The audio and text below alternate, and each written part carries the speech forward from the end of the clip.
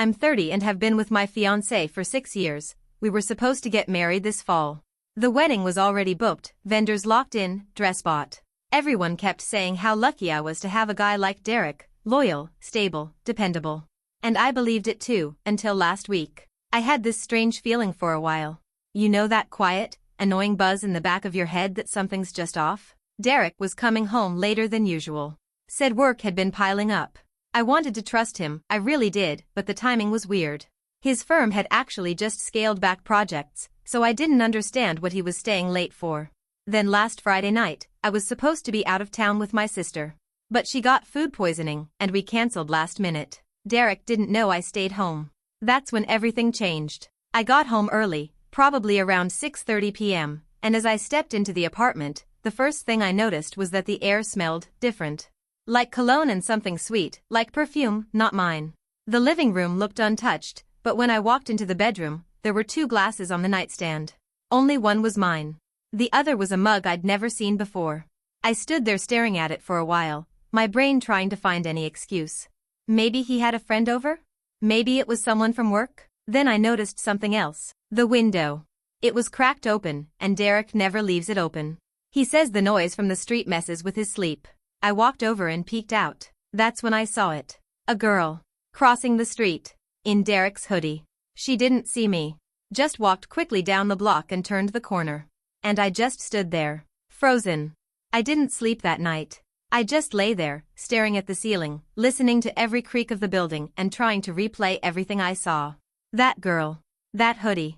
The 2 glasses. I kept trying to convince myself there was a logical explanation, but the truth was already unfolding in my gut. I just didn't want to admit it yet. The next morning, Derek came home like nothing had happened. Walked in, kissed my forehead, asked how my sister was doing. I nodded, pretending I hadn't seen a ghost in our apartment the night before. I asked him how work was. He said uneventful. And that was the moment I knew he was lying to my face. I didn't confront him. Not right away. I needed to be sure. I needed something undeniable. So I did something I've never done before in our entire relationship. I snooped. I waited until he went to shower, then I grabbed his laptop. He's normally careful, keeps everything locked, but he was tired, careless. The browser was open, and that's all I needed. One tab was still active. A Gmail inbox. Not his. It belonged to someone named MS. There were threads of emails back and forth, about flights, hotel bookings, concert tickets. Stuff he'd never mentioned. The last email stopped me cold. It was from 3 days ago, and it said, "I can't wait to wear your hoodie again. Last night was everything. I hate having to sneak around, but I'd do it all over again." I stared at that line for what felt like hours. And I realized something even worse. That girl wasn't just someone he met randomly.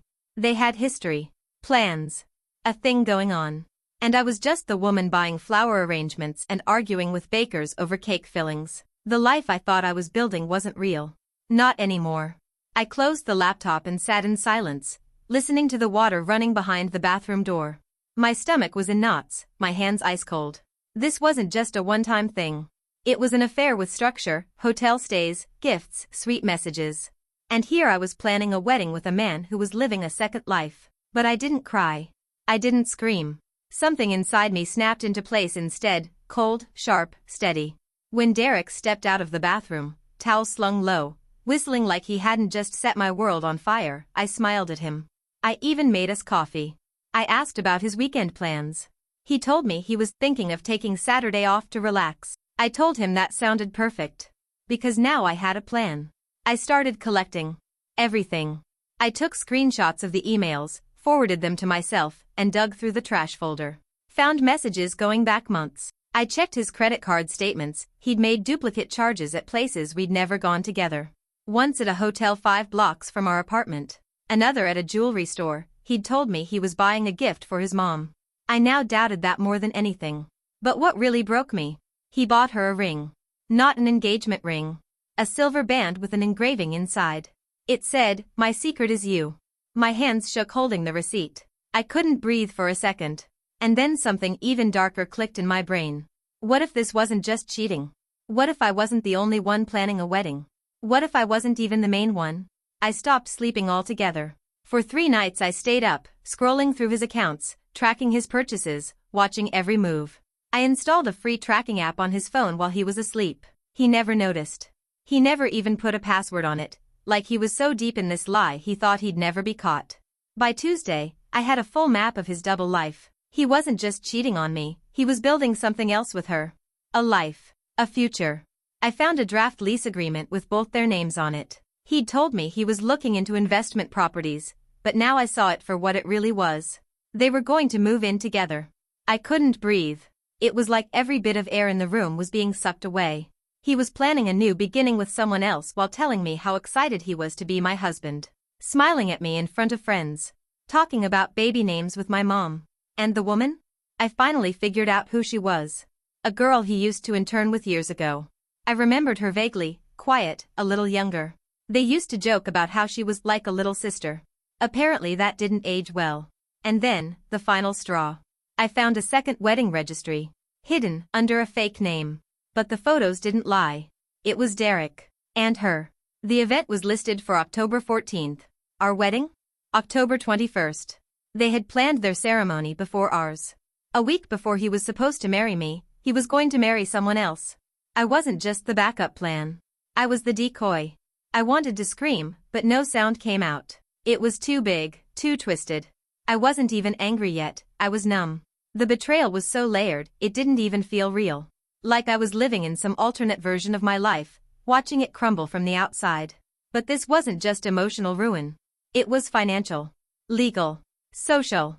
I had paid for most of the wedding deposits. My name was on the venue contract, the dress boutique account, the floral arrangements. Thousands of dollars, my savings, invested into a wedding that had turned into a lie. And I wasn't even his only bride. I started documenting everything. I made backups. Printed email chains. Photocopied receipts. I opened a private account and moved what money I could out of our shared savings before he could touch it. I contacted my venue in secret and asked about cancellation policies. I didn't cancel, not yet. But I needed the option. And then I went to see a lawyer. That's when I learned something even worse. Our apartment lease? Only in my name. Our wedding insurance?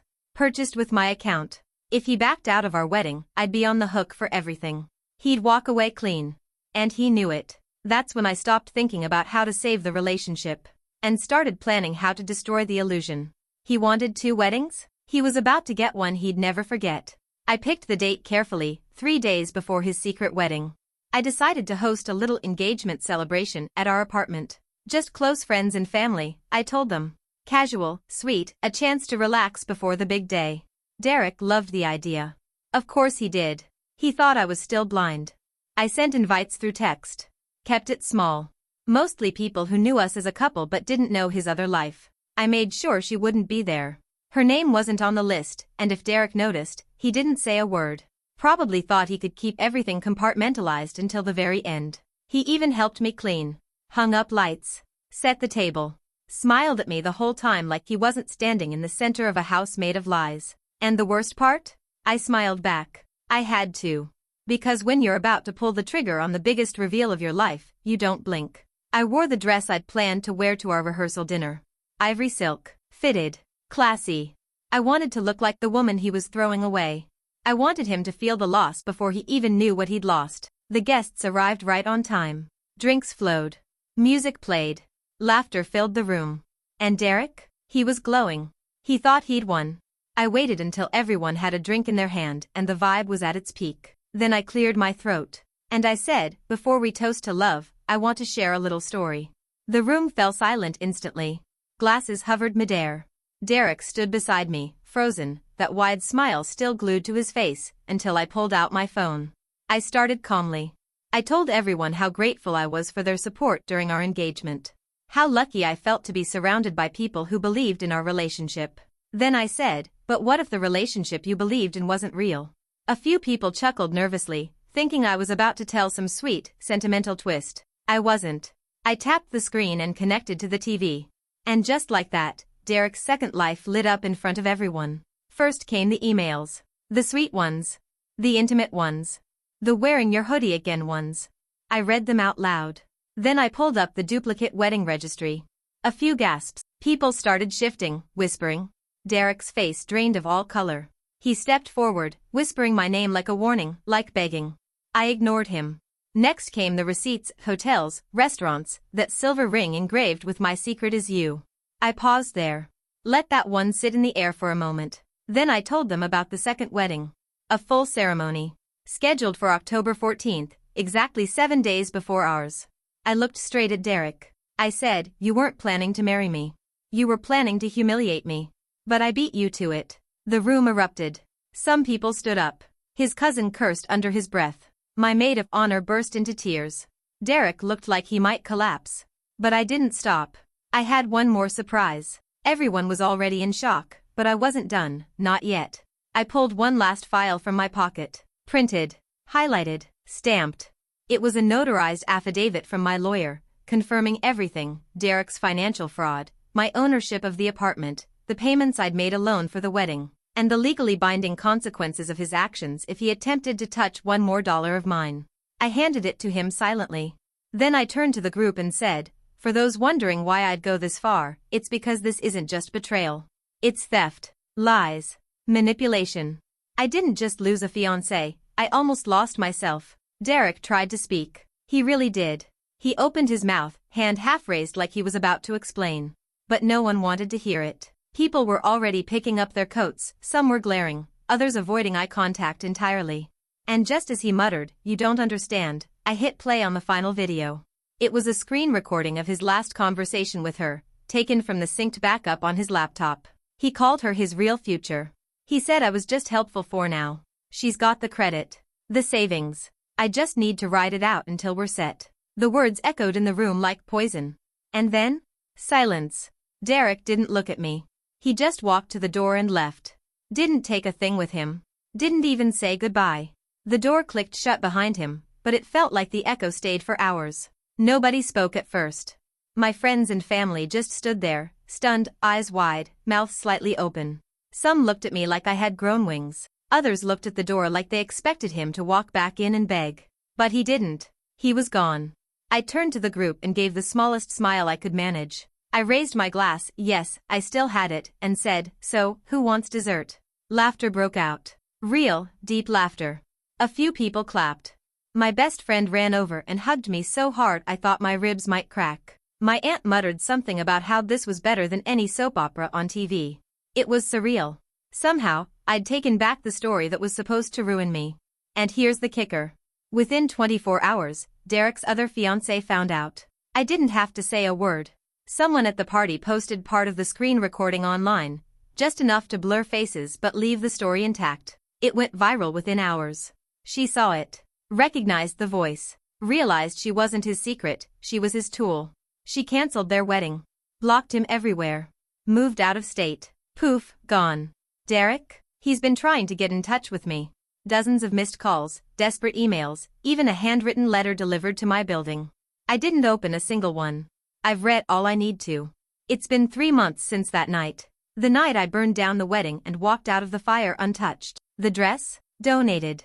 The venue? Rebooked by another couple. I hope their love is real. The ring? Melted down. I had it turned into a pendant with one word engraved, free. People still talk about what happened.